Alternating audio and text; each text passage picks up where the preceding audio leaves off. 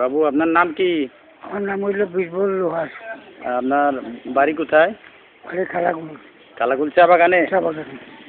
আজকে এই যে এই মন্দিরে আইছেন, এটা কি মন্দির? কালী মন্দির। এই মন্দিরে আইছেন কি জন্য আইছেন? কালাগুল মাছ খানো থাকেই তো সবসময়। আচ্ছা, আপনার বয়স কত? বয়স হয় 121।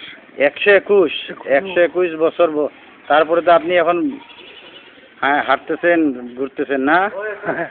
আচ্ছা আচ্ছা, যাই হোক, আজকে আমরা আপনার যে সাক্ষাৎকার নিতেছি এটা ইন্টারনেটে দিয়ে দিমু। আশা করি এটা 100 বছর পর্যন্ত থাকবো দুনিয়াতে।